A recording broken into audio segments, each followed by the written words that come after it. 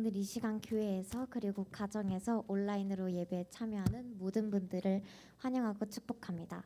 참 예배자로 나아가길 원합니다. 사도신경으로 신앙 고백하시겠습니다. 전능하사 천지를 만드신 하나님 아버지를 내가 믿사오며 그 외아들 우리 주 예수 그리스도를 믿사오니 이는 성령으로 잉태하사 동정녀 마리아에게 나시고 본디오 빌라도에게 고난을 받으사 십자가에 못 박혀 죽으시고 장사한 지 사흘 만에 죽은 자 가운데서 다시 살아나시며 하늘에 오르사 전능하신 하나님 우편에 앉아 계시다가 저리로서 산자와 죽은 자를 심판하러 오시니라. 성령을 믿사오며 거룩한 공예와 성도가 서로 교통하는 것과 죄를 사하여 주시는 것과 몸이 다시 사는 것과 영원히 사는 것을 믿사옵나이다. 아멘. 하나님 앞에 예배자로 모인 우리가 마음과 정성을 다해 하나님을 찬양하길 원합니다. 나는 예배자입니다. 찬양으로 주님께 나아가겠습니다.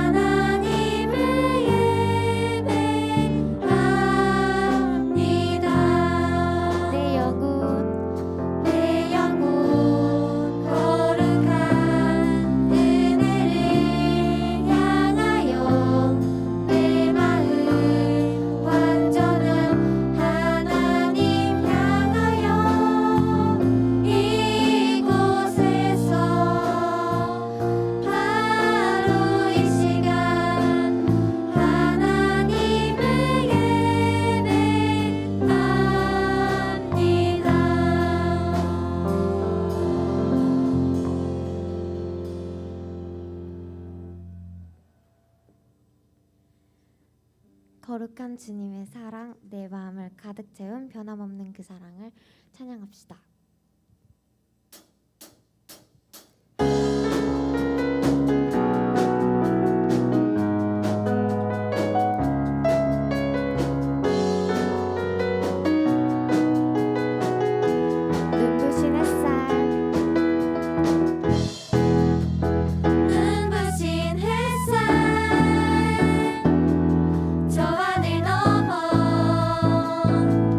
내게 주어진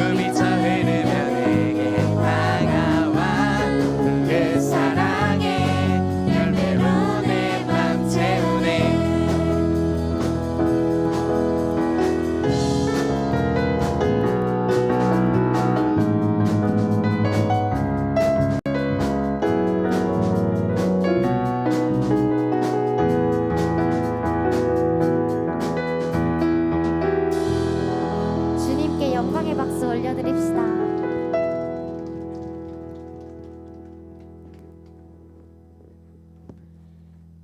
나를 붙드시는 주님의 사랑을 느끼며 기쁨으로 박수치며 찬양합시다.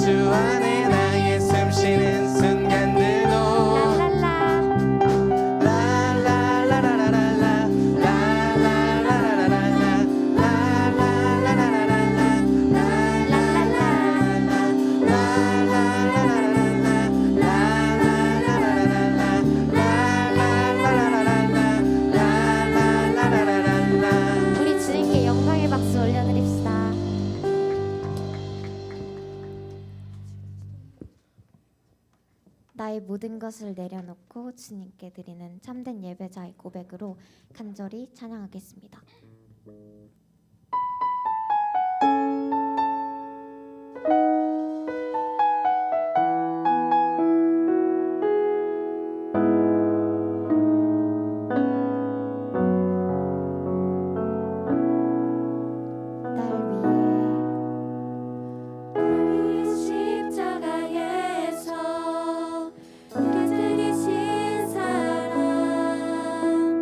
오늘도 그 사랑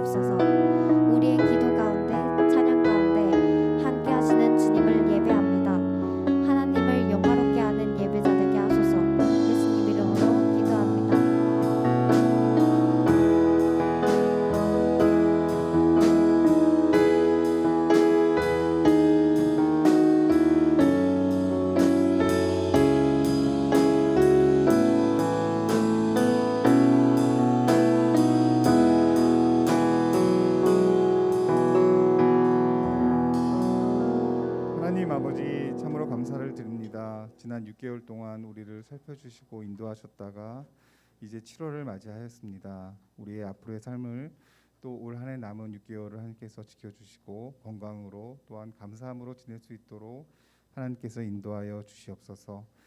하나님, 또한 이렇게 시험 기간인데도 우리 친구들 함께 하나님 앞으로 나왔습니다. 하나님께서 우리 친구들을 더욱더 지혜로 이끌어 주시고 또한 열심과 성실함으로 생활할 때 더욱더 좋은 결과로 학교에서도 좋은 성적을 이루어낼 수 있도록 역사하여 주시옵소서. 하나님 말씀을 들고 서시는 목사님 함께하여 주시고 또한 하나님 말씀에 경청하며 또한 우리가 생활 속에서도 하나님 큐티 생활도 열심히 하고 또한 앞으로의 6개월 동안 열심히 행할 때 또한 좋은 결과로 서로 기뻐할 수 있도록 인도하여 주시옵소서. 예배 시작 중에 있습니다. 하나님 마치 시간까지 함께 하시고 온전히 하나님 홀로 영광 받아 주시옵소서. 감사드리며 예수님의 이름으로 기도드렸습니다. 아멘.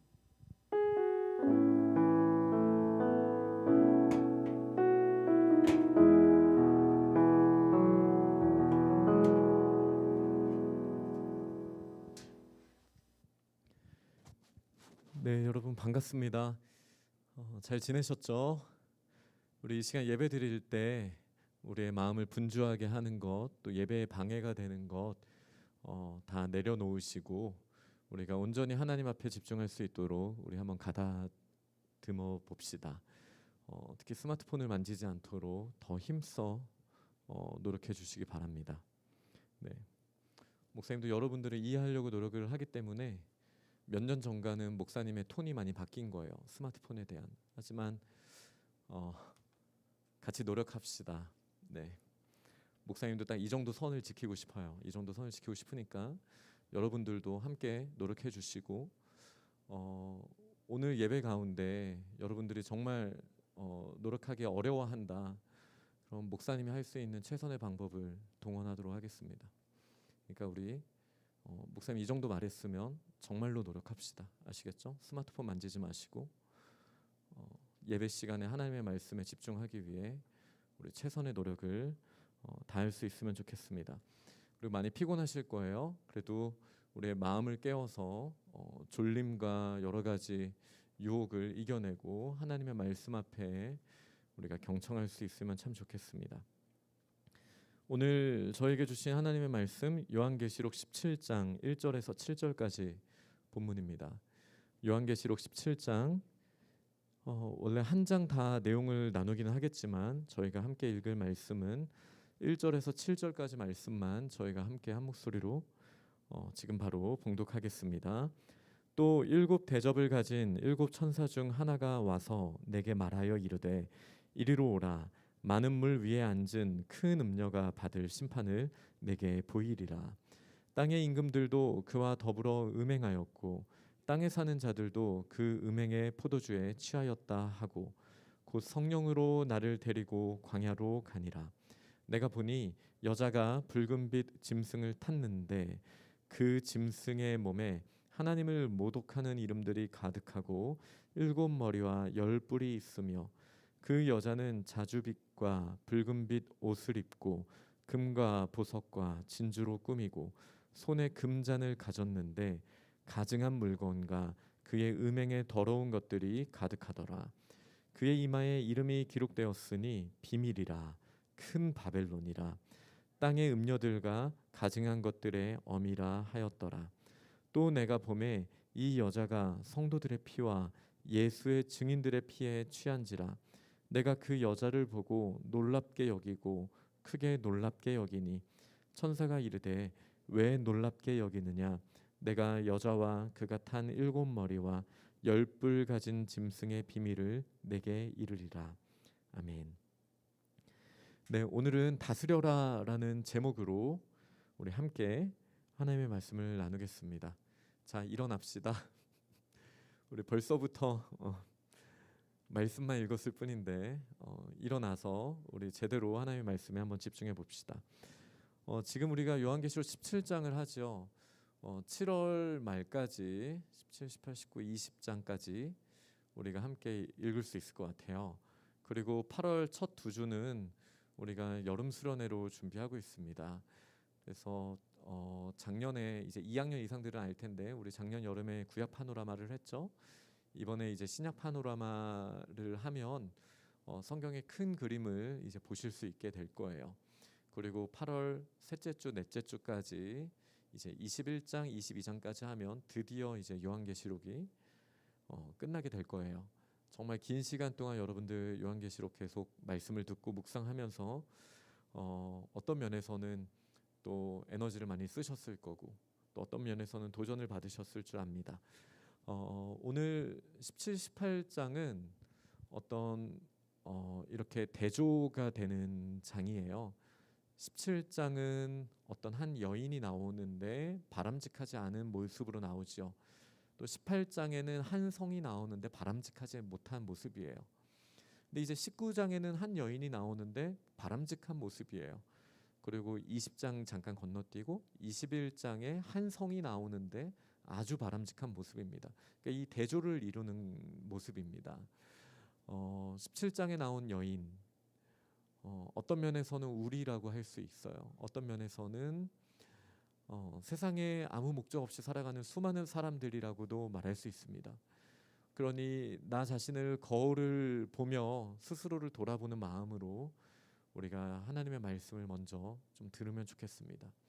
그리고 17장에서 머물 것이 아니라 19장에 나오는 아름다운 여인의 모습으로 우리가 날마다 빚어져 가기를, 예수 그리스도와 동행하는 그런 저희들의 모습이 되기를 결단하며 우리가 함께 하나님의 말씀을 들을 수 있으면 참 좋겠습니다. 이 표현이 좀 강하죠. 음녀라는 표현이 쓰여져 있어요. 요즘 시대 정신에 좀 맞지 않는 표현이기도 하죠. 근데 왜 성경은 이 특별한 죄를 짓는 어떤 한 사람을 여성으로 너무 묘사를 할까? 특히 선지서 이렇게 예언을 하고 묵시서 이렇게 여러 가지 상징을 통해서 비밀을 보여주는 성경의 본문에 보면은 심판받아야 할 죄인들의 모습을 이 여인의 모습으로 많이 묘사를 하곤 합니다. 이거는 어떤 성차별적인 요소라고 보기는 사실은 어려워요. 왜냐하면 또 반면에 가장 아름다운 사람의 모습 또한 여성으로 묘사하기 때문입니다. 이 이유는 다음 주에 더 자세히 말씀을 나누긴 하겠지만 예전에도 목사님이 말씀드렸던 것처럼 히브리어에는 어떤 성, 그러니까 여기서 말하는 성은 도시를 말하는 거예요. 이 도시라든지 이렇게 땅을 말할 때 남성형, 여성형으로 쓰는 이 히브리어 단어의 특징 중에 여성형을 쓰게 됩니다. 그래서 그 땅에 거하는 사람들을 상징적으로 여성으로 말하는 거는 굉장히 일반적인 일이었어요. 그러니까 바벨론이라는 성, 예루살렘이라는 성, 바벨론은 세상의 중심에 있죠. 우리 요한계시록 11장에서 그 증인들이 죽었던 곳, 소돔과 고모라라고도 하고 큰 성 애굽이라고도 하고 또 바벨론이라고 할 수 있는 이 모든 땅들을 상징적으로 음녀라고도 말할 수가 있어요. 땅을 여성형으로 쓰기 때문이죠. 근데 예루살렘, 하나님 앞에 경건하고 거룩하게 서기를 원하는 그 땅에 거주하는 사람들은 이제 아름다운 신부라고도 묘사할 수 있습니다. 그러니까 어떤 성적 감수성이 너무 떨어진다, 이런 불편한 마음으로 하나님의 말씀을 아예 거부할 마음은 치워두시고 우리 마음을 열고 하나님의 말씀을 좀 들으면 좋겠습니다. 한 여인이 나옵니다. 이 여인은 삶에 분명한 목적이 있어 보이지가 않아요.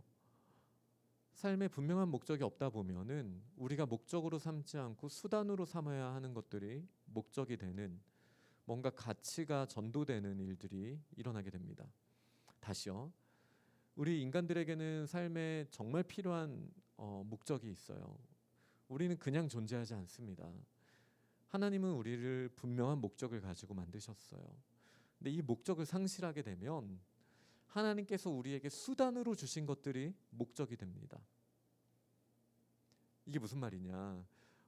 예를 들어 하나님은 돈을 사용하라고 주셨죠. 우리한테 때로는 아끼게도 하셨고 잘 모아서 사용하도록 좋은 일에 쓰도록 하나님께서 돈을 주셨는데 돈 자체가 목적이 되는 삶이 있어요. 문제가 있죠. 그죠? 그러니까 우리가 분명한 삶의 목적이 세워지지 아니하면 우리가 다스려야 하는 것들이 우리를 다스리는 이 역전이 일어납니다. 아주 이상한 일이 일어나게 됩니다. 오늘 본문에 나온 이 여인은 하나님께서 주신 그 소중한 목적을 잃어버린 삶을 살았던 사람입니다. 그러다 보니 그녀의 삶은 아주 가벼운 바로 눈앞에 있는 쾌락, 바로 눈앞에 있는 명예, 바로 눈앞에 있는 돈을 쫓아 살게 됩니다. 근데 자신의 힘만으로는 그게 잘 안 되거든요. 내가 이 세상의 모든 관심을 받고 싶고 가장 큰 능력을 사용하고 싶으며 또 명예롭게 이 세상에서 모든 사람들의 관심을 받고 싶다. 그 힘을 갖고 싶다. 돈을 갖고 싶다. 이 수단을 목적으로 쓰는 이 여인의 그 공허함을 채우기는 참 어려운 일이었어요. 그리고 그녀 스스로에게는 그걸 감당할 만한 힘도 없었죠. 이제 그러다 보니까 우리 자주 나왔던 짐승이 있습니다. 그 계시록 13장에 나온 그 짐승들 있죠. 머리가 7개, 뿔이 10개. 그 크고 붉은 짐승. 이 여인이 어떤 선택을 하냐면 이 짐승 위에 올라타는 거였어요. 뭔가 위험해 보이는 것 같기도 한데 이 짐승이 입이 세거든요. 목사님이 자주 말하지만 입이 세요. 그러니까 입에서 들리는 그 달콤한 목소리에 이 여인이 빠져버린 거예요. 이 짐승이 말합니다. 내 위에 올라타. 세상의 명예를 갖게 될 거야. 내 위에 올라타. 금은 보화를 누리게 될 거야. 내 위에 올라타. 가장 큰 권력을 가지게 될 거야. 이 입술이 정말 달콤하죠. 정말 달콤합니다. 그리고 이 여인은 짐승 위에 올라탑니다. 여러분 이 짐승이 누구죠? 사탄이에요. 근데 이제 이 짐승이 어떤 의미로는 눈에 보이지 않고 굉장히 추상적인 사탄이라는 표현도 되지만 이 짐승의 실체는 7머리와 10뿔이라고도 묘사될 수 있는 이 세상의 문화, 이 세상의 시스템으로 또 표현되기도 할 수 있습니다. 예수님이 처음 사역 시작하셨을 때 그 장면이 기억나시나요? 예수님께서 40일 동안 금식을 하셨어요. 저는 상상이 안 가요. 어떻게 40일을 금식을 하실 수 있을까? 목사님은 아주 작은 다짐을 했는데 그래 일주일에 이것만큼만 먹자, 저거는 먹지 말자. 쉽지가 않습니다. 여러분 그것도 어려운데 예수님은 40일이나 금식을 하셨어요. 그리고 금식한 예수님 앞에 사탄이 나타나죠. 사탄이 했던 말 기억하십니까? 사탄 입이 세다고 말했잖아요. 사탄의 주 무기는 입밖에 없어요. 다른 거 없습니다. 거짓말. 사탄이 이렇게 말하죠. 배고프잖아. 저 돌로 떡을 만들어봐. 이 세상에 물질로 유혹을 합니다. 돌을 떡으로 만들 수 있는 사람은 얼마나 부자가 될 수 있을까? 그걸 자극하는 거죠. 그러니까 사탄이 오늘의 표현을 하면 예수님 앞에 이렇게 말한 거예요. 내 등에 올라타. 모든 걸 누리게 해줄게. 분명한 목적을 가지고 살지 않는 사람은 이런 사탄이 우리의 눈앞에 등장했을 때 두 손을 벌리고 환영할 거예요. 왜 이제 오셨나요, 사탄님? 당신이 그렇게 용하시다며요. 참 붉은 용인데, 네, 그렇게 대단하시다며요. 기다렸습니다. 내 인생을 드릴 테니 나에게 권력과 돈과 명예를 주세요. 여러분 이렇게 말 안 할 자신이 있습니까? 쉽지 않아요. 그죠? 그렇기 때문에 우리의 삶의 목적을 분명히 알아야 돼요. 예수님은 아셨죠. 그래서 이렇게 말합니다. 야, 사람의 목적은 떡에 있지 않아. 사람이 떡으로 살 것이 아니고, 더 정확하게 말하면 떡으로만 살 것이 아니고, 그러니까 수단으로서는 인정하는 거죠. 우리가 치워버려야 할 물질이 우리가 쳐다보지도 말아야 할 그게 아니라, 그것 자체가 죄악인 게 아니라 우리가 다스려야 할 대상이라는 거죠. 떡으로만 살 것이 아니라 하나님의 말씀으로 살 것이라. 네, 영의 양식으로 살아야 한다. 영의 양식도 중요하다. 예수님은 분명하게 알고 계셨기 때문에 사탄의 유혹에 넘어가지 않으셨어요. 그리고 사탄이 계속해서 명예, 권력을 가지고 또 유혹을 합니다. 나한테 절하면 이 세상을 다 너에게 줄 거야. 성전에서 뛰어내리면 모든 사람들이 너를 숭배하게 될 거야. 예수님은 그때마다 말씀으로 물리치셨어요. 대단하시죠? 우리도 결국 그렇게 해야 합니다. 사탄이 매일같이 우리에게 찾아와서 유혹할 거예요. 내 등에 올라타. 빠른 길 있어. 뭐하러 돌아가니? 너 정말 목적 없이 사는구나. 돈 가져봐. 끝나. 이런 식으로 계속 말할 거예요. 그 유일한 무기를 가지고. 근데 이 여인은 올라타 버렸어요. 올라타니까 어떻게 됩니까? 자줏빛과 붉은빛 옷을 입습니다. 왕의 옷의 색깔이에요. 왕 같은 존재가 되어버렸어요. 금과 보석과 진주로 꾸미게 되었습니다. 그가 원했던 게 손에 쥐어졌어요. 게다가 손에 금잔을 가졌습니다. 그리고 여기서 말하는 가증한 물건, 음행의 더러운 것, 세상에 그러니까 하나님의 가치관에서는 저러면 안 되는 건데 세상의 가치관에서는 와, 저 사람 제대로 즐기네, 제대로 쾌락이네, 쾌락을 마음껏 누릴 수 있네, 이렇게 할 수 있는 음행에 가득한 것, 더러운 것, 가증한 물건들이 그녀에게 돈과 더불어서 또 명예, 권력과 더불어서 주어졌습니다. 자, 솔직히 부럽다 있습니까? 부럽습니까, 이 여인? 여러분 그러시면 안 돼요. 목사님도 목사님의 인생 중에 이런 삶을 부러워했던 순간들이 분명히 있었어요. 그리고 저번에도 목사님 설교 때 이야기한 것 같지만 뭔가 되게 급해지잖아요. 마음이 조급해지고 내가 당장 이거를 이루지 않으면 안 될 것 같아. 이게 사탄의 주특기거든요. 조급한 마음 주고 지금 당장 이걸 얻지 않으면은 세상이 멸망할 것 같은 그런 마음을 우리한테 사탄이 줄 때가 있단 말이죠.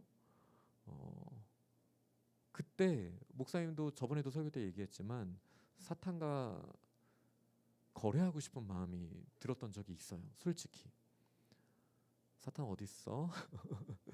제 삶을 한번 줘볼까요?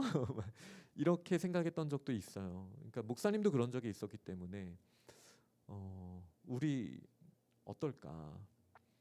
우리 앞에 생생하게 내가 간절히 원하는 것들 줄게. 내 등에만 올라타. 야, 이렇게 세상에 쉬운 길이 있는데 뭐하러 그렇게 힘들게 사니? 금식은 왜 하니? 이렇게 자꾸 입을 놀릴 때 사탄이, 여러분 넘어가지 않을 수 있습니까? 솔직히 목사님은 자신 없어요. 그렇기 때문에 날마다 예수님과 동행해야 돼요. 나 자신의 능력, 나 자신의 힘만 바라보면 넘어갑니다. 넘어갈 수밖에 없습니다. 사탄이 우리의 약점을 알고 집요하게 파들거든요. 이 사람이 이런 부분들은 유혹해도 잘 넘어가지만 이거는 살짝만 긁어도 넘어올 거야. 사탄 잘 알고 있습니다. 우리도 알잖아요. 내가 어떤 게 약한지 잘 알잖아요. 우리가 착한 척 잘할 수 있지만 이런 상황, 이런 말만 들으면 우리가 우리의 바닥을 드러낼 수 있는 그런 약점들 다 하나씩 가지고 있잖아요. 우리 다 약하다고요. 네, 우리가 다 약하지만 나를 의지할 게 아니라 예수님의 말씀을 묵상하고 예수님과 동행하면 그분과 함께 우리가 한 걸음 한 걸음 나아가면 우리가 넘어지려 할 때마다 우리를 인도하셔요. 그렇기 때문에 매일의 묵상이 너무나 중요합니다. 오늘 이따가 상반기 우리 맥추절인데 상반기에 열매를 거두게 되는 시상을 하죠. 특히 이제 큐티 시상을 하게 되는데 목사님은 참 기대가 큽니다. 매일 말씀으로 채우는 우리 친구들의 삶을 우리 선한 목자 되시는 예수께서 친히 인도하시는 줄 믿습니다. 그리고 우리 하반기 때 또 다시 결단하고 주님의 인도하심을 따라가면 이 짐승 위에 올라타지 않을 수 있습니다. 지금까지 설교만 들으면 아우 그냥 올라타고 마지막 예수님 오시기 직전에만 내리면 되는 거 아닙니까? 이렇게 생각하실 수도 있어요. 우리 한 번씩은 꿈꿔오는 그런 거잖아요. 세상 것 다 누리다가 예수님 오시기 직전에 주님 앞에 돌아가겠습니다. 세상 것도 누리고 하나님의 것도 누리고 이런 마음을 갖죠. 자, 로마서를 다시 묵상하시기 바랍니다. 우리가 예수님을 제대로 믿는다면 그렇게 생각할 수 없어요. 정말 그렇게 생각할 수 없어요. 완전히 돌이키게 됩니다. 그러니까 왜 우리가 짐승 위에 타면 안 되는지를 오늘 본문 우리가 읽지 않았던 뒷부분에서 이야기를 합니다. 그 내용을 가기 전에 이 중간 부분이 조금 어려워요. 7 머리에 대해서 해석을 하는데 5은 있었고 6은 지금 6번째는 지금 있으며 7번째는 잠깐 올 거. 근데 이게 패턴이에요. 요한계시록에 나오는 패턴이에요. 그 7 대접 심판이나 모든 걸 할 때 볼 수 있는 가장 심플한 패턴은 뭐냐면 5가지는 이미 지나간 거, 6이 지금 우리가 살고 있는 숫자, 7은 하나님의 숫자거든요. 이렇게 이해하면은 좀 그 심판 내용들이 잘 보여질 수 있습니다. 이게 좀 어려운 내용처럼 느껴지실 텐데 나중에 혼자 혹시 읽어보시다가 이 내용이 너무 헷갈릴까봐 제가 잠깐 말씀을 드리자면 6번째라는 숫자가 중요해요. 우리가 창조된 숫자잖아요. 6번째. 그러니까 우리가 지금 누리고 있는 현실을 잘 말해주는 숫자예요. 6은. 그 6 안에 머물러 있을 때 이건 짐승의 숫자이기도 하죠. 짐승이 만들어진 숫자. 그러니까 이 6번째는 우리가 지금 있는 고통과 세상의 쾌락과 이게 섞여 있는 숫자예요. 지금 있는 거. 지금 있는 거예요. 근데 7은 하나님의 숫자인데 계시록에서 보여줄 듯 말 듯 계속 이렇게 합니다. 그래서 지금은 명확하게 이 7머리는 사탄의 것을 말하고 있는 거거든요. 근데 사탄의 것을 하나님의 시간에 대입해서 보는 거예요. 그래서 5은 이미 지나간 문화, 어떤 제국 이렇게 생각하셔도 좋고요. 6번째는 지금 우리가 누리고 있는 거예요. 그리고 7이라는 숫자가 반드시 오거든요. 근데 7번째 왕이라는 표현을 쓰지 않아요. 성경에. 왜? 7은 하나님께 쓰여져 있는 표현이기 때문이에요. 그래서 8번째 왕이라는 표현이 쓰여집니다. 그러니까 7이라는 숫자를 사탄에게 넘겨주시진 않아요. 하나님이. 그래서 자기가 7머리인 양 흉내는 내나 6번째까지는 있었고 잠깐 올 7번째 차례에 올 그 왕도 8번째 왕이라는 표현을 씁니다. 이거는 사실 기억 안 해도 되지만 나중에 혼자 묵상하실 때 혹시 헷갈리실까봐 목사님 한번 설명해 드렸습니다. 그냥 정리하자면 이 7 머리와 10뿔은 이 세상의 권세 문화라고 생각하시면 돼요. 짐승. 지금도 이 세상을 다스리고 있어요. 6번째. 하지만 진짜 7이 오면은 다 사라지게 될 거예요. 아무것도 아닙니다. 사라지게 됩니다. 아무것도 아닙니다. 근데 지금 6이라는 시간을 살고 있는 우리들에게는 그게 전부인 것처럼 보이는 거예요. 이 세상의 쾌락과 문화가 그걸 가지고 사탄이 속이고 있는 거예요. 네. 이 여인이 짐승 위에 올라타고 어떤 짐승을 떠올리실지 모르겠는데 저는 오늘만큼은 용이 떠올라요. 원래는 평소에 말이 떠올랐었는데 말 위에 타서 막 이러고 있는데 용 위에 타서 막 날아다니면서 난리죠. 막 그 금잔에 무엇이 들어 있냐면 예수 그리스도의 증인들의 피. 너무 끔찍하죠. 그 피를 마시면서 막 방탕한 삶을 살고 있는 거예요. 쾌락을 누리고 있는 거예요. 막 즐거워하는 거예요. 막 그러고 있습니다. 근데 마지막 장면이 어떻게 되냐면요. 이렇게 누리게 한 다음에 16절에 보니까 이 열불과 짐승은 음녀를 미워하여 망하게 하고 벌거벗게 하고 그의 살을 먹고 불로 아주 사르리라. 이게 끝이에요. 장난 아니죠? 짐승이 여러분들을 태운 이유가 뭐라고요? 여러분들을 미워하고 벌거벗게 망하게 하고 벌거벗게 하고 살을 먹고 싶어서 불태우고 싶어서 그래서 태우는 거래요. 자, 그럼 이제 한번 이 장면을 생각해 볼게요. 우리 조건 반사 몇 개 있죠? 싫어요, 안 돼요. 왜 안 나오지? 너무 오래됐습니까? 다 알잖아. 왜 이러십니까? 한번 해봅시다. 싫어요, 안 돼요. 하지 마세요. 우리 때랑 다른가? 도와주세요. 아닙니까? 네. 목사님한테 하지 말라고 한 거구나. 알겠어. 미안합니다. 네. 이런 거 안 할게요, 목사님도. 하지 마세요. 네, 오케이. 이렇게 눈치가 없어서 목사님이.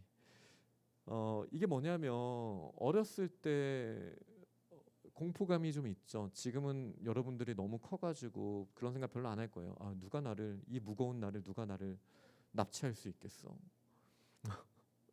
나 같은 거 데려가서 뭐 해다 쓰겠어.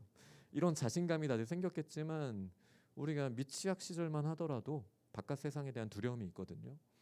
그 없으면 문제예요. 있어야 되는 거예요. 근데 우리를 유괴하는 사람들이 어떻게 유괴합니까?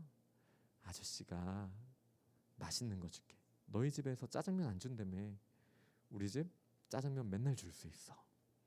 뭐 이렇게 유혹하지 않겠습니까? 야, 너희 엄마 게임도 못하게 한다며. 하루 종일 게임하게 해줄게. 이런 식으로 유혹을 하는 것이죠. 근데 왜 그렇게 해서 여러분들을 데려가겠냐는 거죠. 유괴할 때 왜 그렇게 달콤한 말을 하겠냐라는 거죠. 그러니까 목적과 수단이 뒤집어진 게 또다시 나타나는 거예요. 또 나타나는 거예요. 자기가 목적이 분명하지 않으면, 예를 들어 우리 어린아이의 마음에 한번 우리 이입을 해봅시다. 감정을 이입해 봅시다.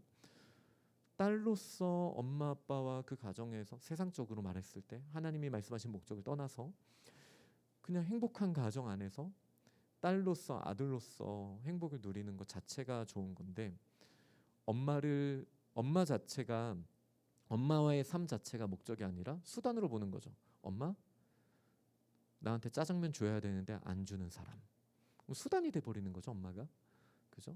아빠 돈 갖다가 나한테 줘야 되는 사람. 그러니까 그 자체가 목적이 아니라 수단으로 바뀌어 버리는 거예요. 그렇게 바뀌어 버린 아이한테는 그 작은 잠깐 있다 없어질 그런 쾌락들을 주는 사람들이 세상의 전부로 보이는 거예요. 그래서 엄마 아빠를 떠나서 그 아저씨를 따라갈 수가 있는 거죠. 어렸을 때. 무슨 말인지 아시겠죠? 근데 그 사람들이 그냥 데려가겠냐고요. 목적이 있는 거죠. 다른 목적. 또다시 인간을 수단으로 삼아버리는 다른 목적. 또 뒤집힌 목적이 또 생겨버리는 겁니다. 짐승이 우리를 유혹하는 이유는 단순해요. 우리를 높은 곳까지 끌어올리고 싶어하는 이유는 단순해요. 이사야 24장 이제 14장. 이사야 14장 이제는 기억하셔야 돼요.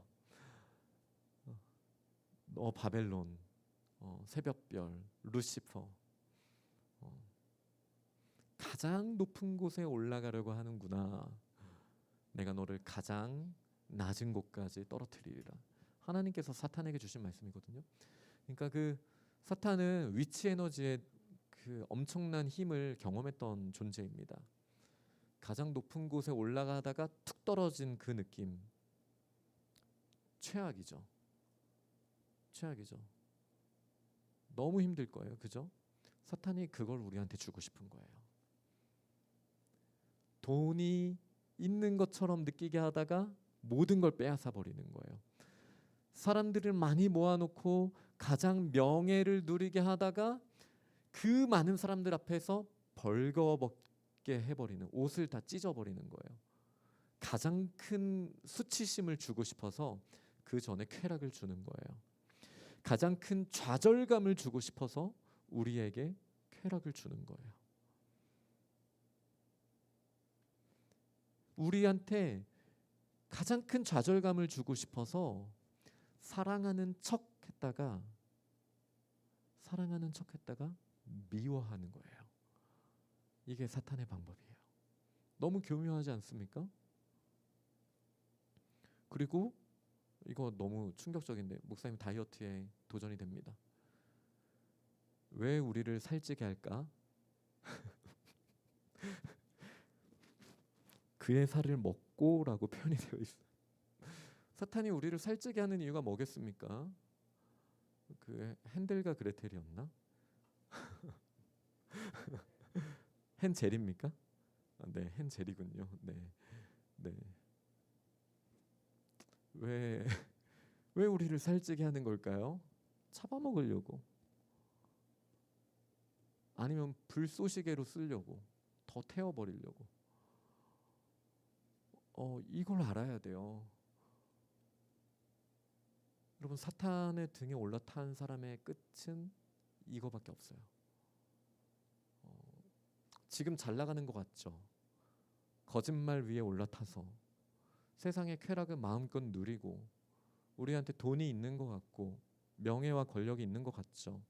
재밌죠? 용 타고 날아다니면 얼마나 재밌겠어요? 가장 높은 곳에 올라가는 이유는 가장 낮은 곳으로 우리를 떨어뜨리기 위해서라니까요. 우리를 먹여주는 이유는 우리를 잡아먹기 위해서라니까요. 우리한테 좋은 옷을 입히고 사람들을 모이게 하는 이유는 그 사람들 앞에서 우리의 옷을 벗기고 우리에게 수치감을 주기 위해서라니까요. 한번 세상 사람들의 위인전을 읽어보세요. 우리 때는 너무 위인전 최고 이렇게 했지만 요즘에는 너무 이제 그 껍데기가 벗겨지고 알맹이가 막 보여지잖아요. 돈을 쫓아갔던 사람들의 최후가 무엇입니까? 명예만 바라봤던 사람들, 권력만 바라봤던 사람들의 최후가 무엇입니까? 권력을 쫓으면 권력에 잡아먹혀요. 반드시 그런 거예요. 네. 돈이 여러분들을 책임집니까?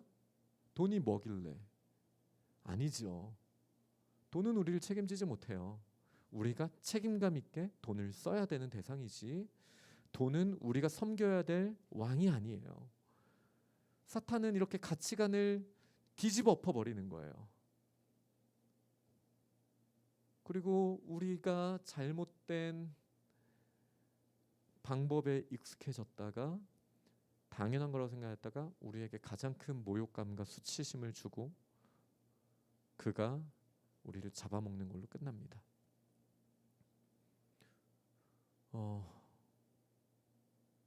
이래도 사탄 나한테는 거래 제한 안 해줄 거야? 이럴 겁니까? 여러분, 그래도 그럴 겁니까? 우리가 계속 요한계시록 읽어보면서 무엇을 보게 되었습니까? 우리의 문제를 해결해 주실 분 예수 그리스도밖에 없어요. 우리의 삶의 목적을 다시 허락해 주실 분 예수 그리스도밖에 없어요. 우리의 망가지고 우리의 이 헐벗은 이 수치심을 덮어주시고 깨끗한 옷으로 입혀주실 분, 그리고 영원히 책임져 주실 분 예수 그리스도밖에 없어요. 그러니까 자꾸 대비가 되는 거예요. 예루살렘 성, 바벨론, 음녀, 신부, 사탄, 예수 그리스도. 지금 당장의 편안함, 지금 당장의 쾌락, 사탄의 거짓말이죠. 하나님이 주시는 영원한 기쁨에 연결된 지금 우리가 누릴 수 있는 희락, 경건한 삶이 바탕이 된 아름다운 삶의 열매들, 사탄이 주는 금은보화가 아니라 내가 최선을 다해서 하나님의 그 이끄심을 따라 수고했을 때 하나님이 허락하시는 그 열매들, 너무 대비가 되는 것이죠. 너무 대비가 되는 것이죠. 여러분 이제 말씀을 마치겠습니다. 잘 들으셨겠지만 마지막에 조금 더 집중하고 우리 결단을 합시다. 하나님께서 여섯째 날 우리가 육에 살고 있다고 했잖아요. 이건 약간 상징적이고 문학적인 표현이니까 좀 더 머리를 깨워서 들으셔야지 이해할 수 있어요. 여섯째 날 짐승과 인간을 창조하신 다음에 하나님이 하신 말씀을 우리는 기억해야 돼요. 땅에 있는 것, 하늘에 있는 것, 바다에 있는 것, 이 모든 것을 다스려라. 다스려라. 말씀하셨어요. 이게 숫자 6에서 반드시 필요한 거예요. 우리가 6이라는 숫자를 지금 지나가고 있다고 했잖아요. 계시록은 5는 지나간 과거, 1, 2, 3, 4, 5는 지나간 과거, 6은 우리의 현재, 7은 예수님의 오심, 7은 하나님의 숫자니까 이렇게 이해하시면 그냥 깔끔하거든요. 되게 쉬운 방법이거든요. 6이라는 숫자를 살고 있는데 666이라고 쓴 사탄이 와서 나의 다스림을 받아봐. 내 등에 올라타봐. 내가 너희 책임져 줄게. 너 게임 좋아하잖아. 너 쾌락 좋아하잖아. 짜장면 좋아하잖아. 내가 다 누리게 해줄게. 목사님이 게임이 나쁘다는 게 아니고 짜장면이 나쁘다는 게 아니에요. 내가 책임져 줄게. 이렇게 말하고 있죠. 근데 이제 예수 그리스도를 통해 하나님의 형상을 회복한 우리들은 어떤 자세를 가져야 합니까? 다스리는 자가 되어야 돼요. 다스리는 자. 우리에게 이미 하늘과 땅의 모든 권세를 주셨어요. 다스릴 수 있어요. 다스릴 수 있어요. 돈, 명예, 권력, 우리가 다스려야 되는 대상이지 그게 나쁘다는 게 아니에요. 우리가 때로는 절제하고 때로는 잘 써야 되는 대상이지 그것 자체가 우리가 숭배해야 되는 우리의 인생의 목적이 되어서는 절대 안 돼요. 기억하셔야 돼요. 사탄의 속임수에 넘어가면 안 돼요. 하나님이 여섯째 날 주신 말씀을 기억하십시오. 다스려라. 다스려라. 짐승 우리가 다스려야 되는 거예요. 용이 날아다니잖아요. 용 일로 와 앉아. 다스려야 돼요. 손 다스려야 돼요. 그러다가 한 번씩 용도 탈 수 있어요. 용도 탈 수 있어요. 짐승 다스리는 자로서 타는 건 괜찮아요. 근데 오늘 본문에 나온 여인의 문제는 뭐죠? 자기가 다스린다고 생각했지만 사실은 사탄을 숭배하고 있었던 거예요. 자기가 돈을 쓴다고 생각했지만 사실은 돈을 숭배하고 있었던 거예요. 그래서 성경은 이거를 정말 쉽게 정리를 합니다. 하나님 한 분만 섬기는 자만 나머지 것들은 다스릴 수 있는 존재가 되는 거예요. 때로는 이 다스림이라는 게 관계를 말할 수도 있거든요. 꼭 통치하고 지시하고 이런 것만 말하는 게 아닙니다. 나보다 예를 들어 더 권위 있고 내가 지시를 따라야 되는 사람과의 관계에서도 우리가 다스릴 수 있어요. 내 위치에 맞게 내가 행동을 할 수 있어요. 그것도 다스리는 거예요. 그런데 그게 아니라 하나님만 의지해야 되는데 어떤 한 사람을 의지하고 그래 난 저 사람만 쫓아갈 거야. 신앙생활도 마찬가지. 그 한 사람만 바라보고 가다 보면은 쉽게 넘어집니다. 우리 예수님만 봐야죠. 하나님 봐야죠. 돈도 다스려야 되는데 돈을 자꾸 섬기려고 해. 그러면 안 되는 거예요. 하나님만 섬기는 거예요. 그래서 우상 숭배하지 말라고 성경에 그렇게 써 있는 거예요. 우리가 하나님보다 더 간절히 원하는 것 그게 우상이거든요. 그게 때로는 친구 관계가 되기도 하고 때로는 돈이 되기도 해요. 때로는 뭐 우리의 공부 같은 실력이 되기도 해요. 이게 나의 삶에서 하나님보다 더 우선순위에 있다면 우리는 다스리는 자가 아니에요. 그 모든 것 우리가 다스려야 하는 대상으로 다시 원위치시키길 바랍니다. 우리가 짐승을 다스리는 자지 짐승이 우리를 다스리는 이 모습 얼마나 우습습니까? 창세기 1장을 잘 돌아보세요. 하나님이 인간에게 모든 걸 주시고 짐승을 다스리게 하셨는데 짐승이 사람을 목줄에 묶고 막 끌고 다니는 모습을 한번 생각해 보세요. 바로 잡아야죠. 다스리는 자가 되십시오. 그런 점에서 우리가 예수님이 말씀하신 걸 이제 명확하게 이해할 수 있는 거예요. 40일 금식했을 때 사탄이 나와서 그 유일한 무기인 거짓말을 가지고 이야기했을 때 예수님 꿈쩍도 안 하셨잖아요. 다스리는 자이시기 때문에 그래요. 여러분 결단하셨습니까? 우리 다스리는 자가 됩시다. 짐승을 섬기고 그렇게 해서 잠깐 누리는 쾌락보다 하나님의 말씀을 따라 다스릴 때 하나님이 주시는 그 놀라운 은혜를 우리가 누리게 될 것입니다. 나중에 이제 19장 19장을 보면 또 21장을 보면 분명하게 하나님만 섬기고 다스리는 자가 얼마나 아름다운지 얼마나 대단한 것들을 누리게 되는지 이제 보시게 될 거예요. 우리 그렇게 결단하며 나아가는 우리가 되기를 소망합니다. 우리 준비한 예물 하나님께 드리도록 하겠습니다.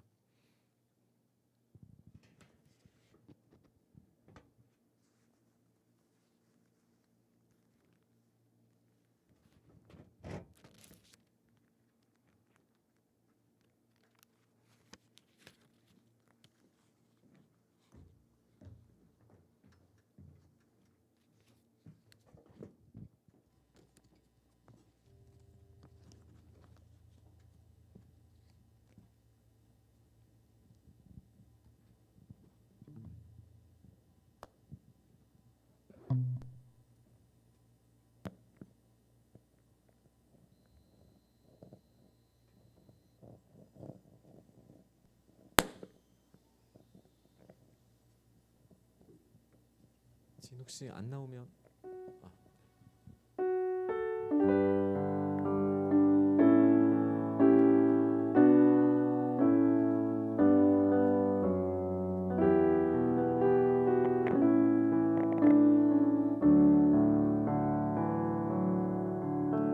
나 무엇과도 주님을 바꾸지 않으리. 다른 어떤 은혜 구하지 않으리. 오직 주님만이 내 삶의 도움이시니 주의 얼굴 보기 원합니다. 나 무엇과도 주님을 바꾸지 않으리. 나 무엇과도 주님을 바꾸지 않으리. 다른 어떤 은혜 구하지 않으리. 오직 주님만이 내 삶의 도움이시니 주의 얼굴 보기 원합니다. 주님 사랑해요.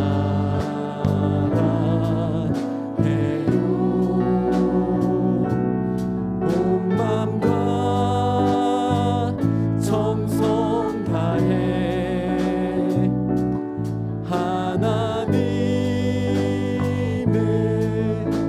시시한 친구 되기 원합니다. 우리 함께 기도하겠습니다. 참 좋으신 하나님, 우리에게 모든 권세와 필요한 모든 것을 주시고 하나님만 섬기고 모든 것을 다스리라고 말씀하셨는데 우리가 이 분명한 목적을 잃어버리고 세상에 우리에게 도구로 주신 것들을 우리가 섬김의 대상으로 생각하고 그들이 우리를 다스려 주기를 기대했을 때가 있었습니다. 하지만 오늘 주신 말씀을 통해 그 결말이 어떠한지 분명히 보았습니다. 하나님, 이제 정말 주님만 섬기고 또 주님이 주신 만들어 주신 모든 것들을 우리가 다스리며 하나님의 영광을 드러내는 삶을 살도록 저희들에게 크신 은혜 부어 주옵소서. 이 시간 드린 물질과 우리의 시간 그리고 우리의 결단 이 모든 것 주의 나라를 위해 사용하여 주옵소서. 우리 주 예수 그리스도의 은혜와 아버지 하나님의 사랑과 성령님의 교통하심이 짐승의 다스림을 받는 것이 아니라 짐승과 모든 것들을 다스리며 하나님께 영광 돌리기를 소망하는 이 자리에 있는 모든 거룩한 하나님의 사람들과 우리 중등부 공동체 위에 영원토록 함께 있을지어다. 아멘.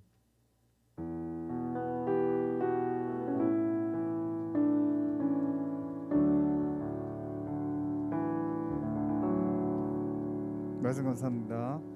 우리 먼저 상반기 큐티 시상을 진행하도록 하겠습니다.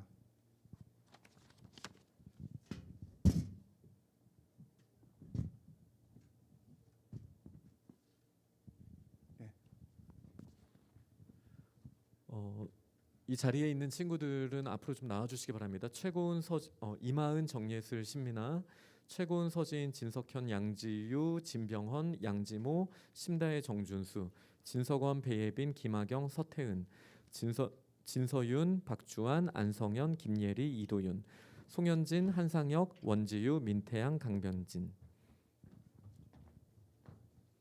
자, 순서는 최우수상부터 우리가 전달하도록 하겠습니다. 혹시 사진 찍어주실 수 있는 선생님 계시면 사진 좀 몇 장 부탁드릴게요. 네, 감사합니다. 자, 그럼 카메라로 좀 전화해 주시고요. 부장님 가운데에 서주시고, 자, 부장님 앞으로 가까이 나와 주시기 바랍니다. 자, 최우수상 이마은 앞으로 나와 주시고, 네, 제가 한번 읽고 전달하겠습니다. 큐티 최우수상 하나님의 사람 임하은. 지난 2021년 주평강교회 중등부 공동체 안에서 상반기 기간 동안 말씀 묵상을 통해 날마다 예수님과 동행하는 삶을 실천한 하나님의 자녀에게 큰 격려의 마음으로 위상장을 기쁘게 수여합니다. 2021년 7월 4일 중등부장 조성혁 집사님, 지도목사 장가람 목사님. 네, 축하합니다. 네, 또 상품권도 전달되었습니다. 정예슬 자리에 지금 없나요? 신민아,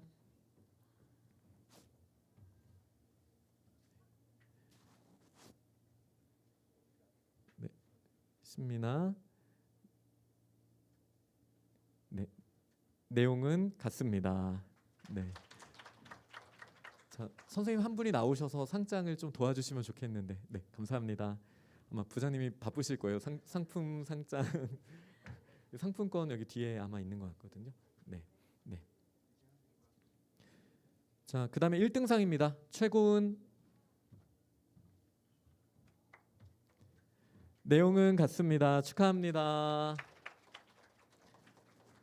서진, 네, 내용 같습니다. 축하드립니다. 진석현, 네, 양지유,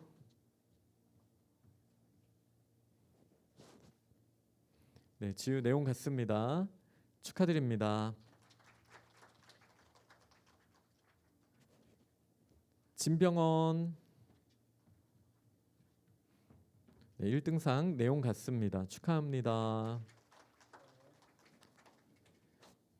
그다음에 양지모 오늘 또 온라인 예배 드렸을 거고요. 심다혜,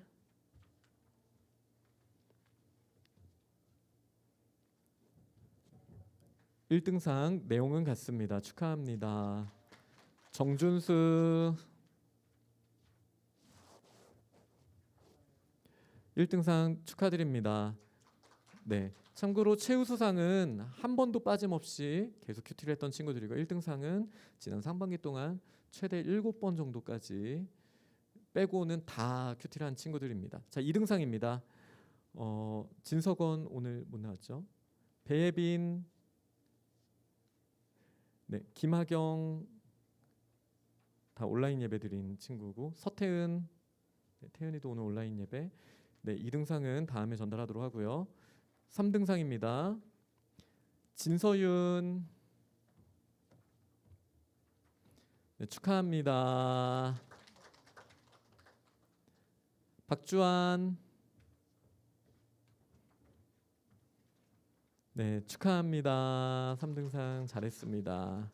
안성현. 축하합니다. 네, 그리고 김예리, 이도윤까지 3등상이었고요. 장려상 송현진, 그다음에 한상혁,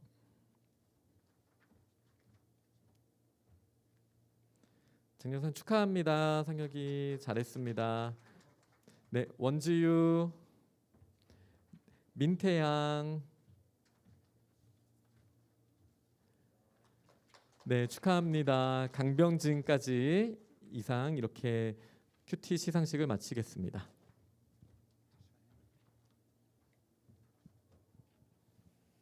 네, 감사합니다. 상반기 동안 열심히 한 친구들 축하하고요. 제가 기준을 말씀을 못 드렸는데 기준을 먼저 말씀드릴게요. 우리 상반기 일수로 따지면 180일이죠. 간단히 생각하면 거기서 90% 이상 한 친구들이 1등상을 수상하고요. 그리고 80% 이상 2등, 그다음에 60% 3등, 그다음에 50% 이상 장려상을 수여했습니다. 하반기도 이 기준으로 진행할 거고요. 최우수상은 1등보다 더 많이 한 친구들, 그러니까 우리 모임 중에 제일 많이 한 친구들을 최우수상으로 시상을 했는데요. 168회를 한 친구가 3명이 동시에 나와서 최우수상인 3명을 시상을 하였습니다. 우리 하반기에도 횟수에 상관없이 열심히 하면 좋은 결과를 낼 거라 생각하고요. 열심히 해주시기 바랍니다. 네, 큐티 시상을 마치고요. 광고를 전해드릴게요. 네, 7월 첫 주입니다. 오늘은 맥주 감사주의로 지키는 주일인데요. 지난 6개월 동안 하나님의 은혜를 생각하며 묵상하는 오늘 하루가 되시기 바랍니다. 오늘 새로 나온 친구를 소개시켜 드릴게요. 호평중 2학년이고요. 김예빈 학생입니다. 우리 잠시 일어나 주시겠어요? 네. 우리 친구 얼굴 한번 봐줍시다. 예, 축복하고 환영합니다. 네. 친구가 없을 수도 있는데 혹시 호평중 2학년 친구들이 있으면 나가시면서 아는 척 좀 해주세요. 네. 우리 지난 우리 올라온 친구들 1월달에 올라왔는데 1학년 친구들이 우리 초등부에서 올라온 그 졸업 증서하고 선물이 있었는데 원래는 코로나가 끝나면 다 같이 나눠서 좋은 시간을 가지려고 했는데 그래도 6개월이 지난 이 시점에서 전해주기로 했습니다. 우리 나가실 때 졸업 증서하고 예쁜 선물을 우리 초등부에서 선생님들이 준비해 주셨는데 이거 오늘 나온 1학년 친구들은 졸업 증서와 함께 찾아가 주시기 바라고요. 담임 선생님들께서 도와주시기 바랍니다. 뒤편에 기억, 니은, 가나다 순으로 제가 졸업 증서를 펼쳐놨으니까요. 자기 이름 해당되는 거 바로 찾아서 나가시면 될 것 같아요. 네, 여름 수련회가 준비되고 있습니다. 우리 8월 첫째 주, 둘째 주 주일 예배를 통해서 여름 수련을 진행할 예정이고요. 말씀하신 것처럼 신약 파노라마 진행하겠습니다. 그리고 둘째 주에는 예배 후에 코로나 상황을 봐가면서 야외 모임 갖도록 하도록 하겠습니다. 여러분 기대해 주시고 이 여름 사역을 위해서 특별 새벽 기도회와 심야 기도회가 있는데요. 7월 19일부터 23일까지 기도회가 준비되어 있습니다. 기억해 주셨다가 함께 해주시기 바랍니다. 네, 오늘도 함께 해주신 여러분 감사하고요. 찬양팀에게 감사를 드립니다. 고맙습니다.